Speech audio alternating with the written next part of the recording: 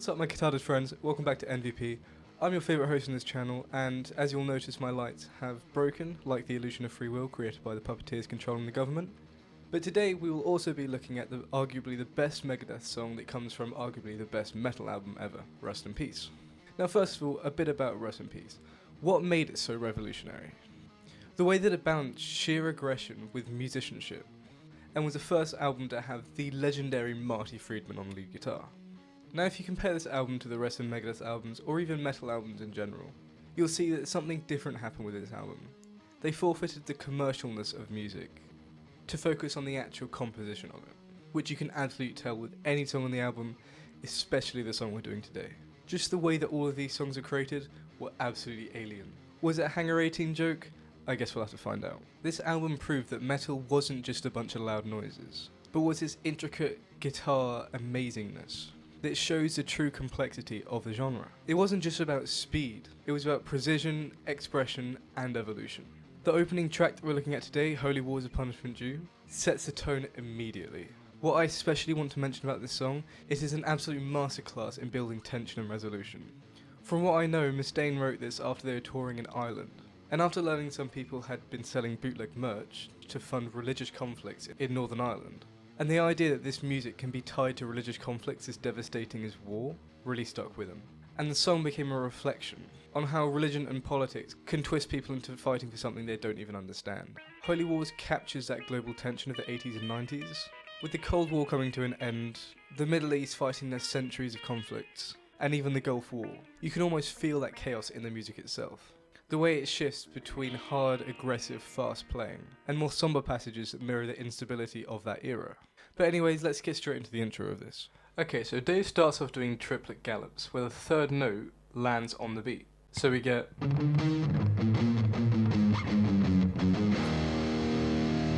This makes it feel like we're pushing towards something, and it ends on the root chord, E. This gives us our tonal home, or our key center. So I feel like everything should resolve to this note. This is good because when we go around the pattern second time, we land on the F sharp. The second of the scale, which builds up the tension as we're moving away from the home. And the third and final time we go through this pattern, we stray from what we're used to by going up here, where the band joins in, but eventually we go back to the home chord of E. But instead of just staying on the power chord, we jump into the main riff of the song.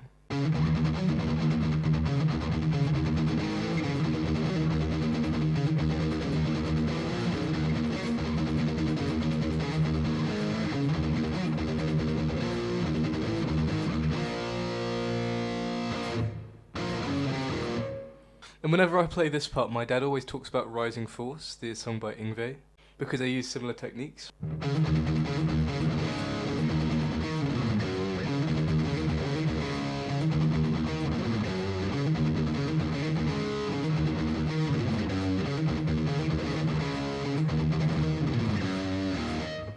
But anyways, in Holy Wars, the bottom E string is used as a pedal tone, which makes us feel firmly at home in this E. Adding the flourishes moving from notes above and below the note creates tension, while we're sticking to our home base of E.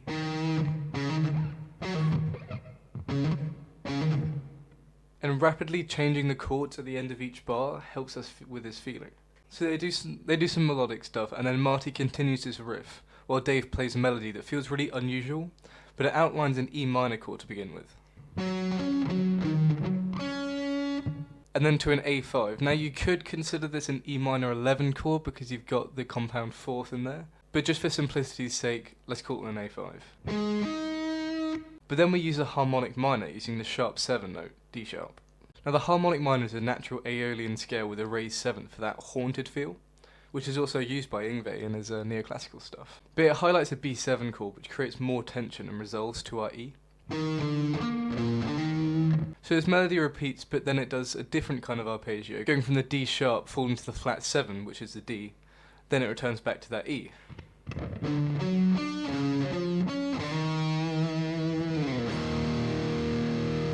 Now, as all metal should have in it, there's a halftime breakdown. But instead of just sticking with a halftime, it goes back to the riff halfway through.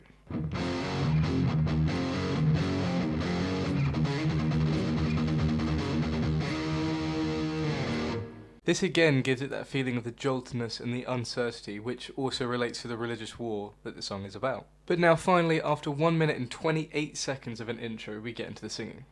Now the truth is, I'm not an English teacher. I'm not a middle-aged bob-cut woman with a hot water bottle, 2 young kids, rabbit, and a husband who wants to separate.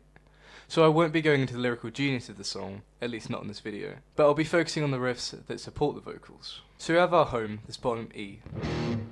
But now we're adding a small part to it, the little run-up. It's just a chromatic ascension from the flat 7. But the part that we're changing are the chords in between. Firstly, we build the tension with something that looks like a major third shape, because it's a G and a B. But remember, we have that E pedal tone, so it's still an E minor because E, G, B. But this moves to an E flat, which uses both the flat 7 and the flat 5, E flat and B flat, which a flat 5 is also known as a tritone. And for clarification, the tritone was not banned in medieval times, so don't believe those that tell you that. It was heavily used in music to build tension and resolution that felt more warm, and there is zero evidence that the devil's tone is sacrilegious. But anyways, I digress. Now we do the same thing in reverse on the low strings, where you move from an E flat minor 7 to an E. And remember that E flat minor 7 and E minor 7 is heavily implied, because we're missing out certain notes. This repeats in different positions, but I do want to mention that the reason why it's implied is because of Dave's little signature rhythm thingy that he does, which is where he uses major and minor thirds on the lower strings, so you have more tonality in what you're playing, but it also keeps that metal feel with the power chords, which you can also see in stuff like Tornadoes of Souls, which is also from the album.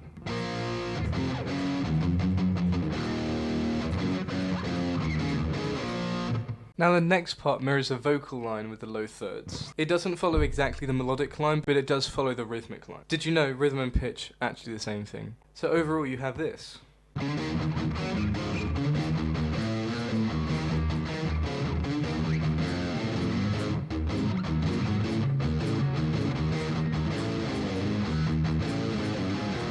Now that repeats, I think, about 8 times for the first verse. Now the final phrase of this section returns back to the very start with triplet gallops, where it returns back to...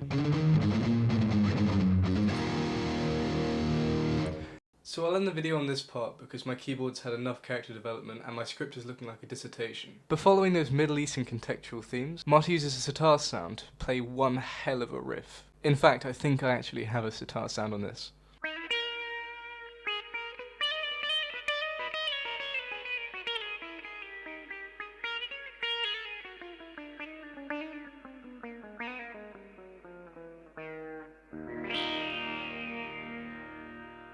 All I can say about this is that he uses a Phrygian dominant scale, the 5th mode of the harmonic minor scale. Look at this video if you want more details, because it sounds so exotic and so cool, and Marty uses it so often. But Marty also uses chromatic dissension to add tension and then finally resolve to that E major chord, as the root of the Phrygian dominant scale is actually a major chord, because you have that raised third. And with that, we've officially made it not even 2.5 minutes into this marathon song. I just want to say, really breaking down these songs and finding out all the intricacies and the contextual links may make it really daunting for when you're writing stuff to a similar caliber as it.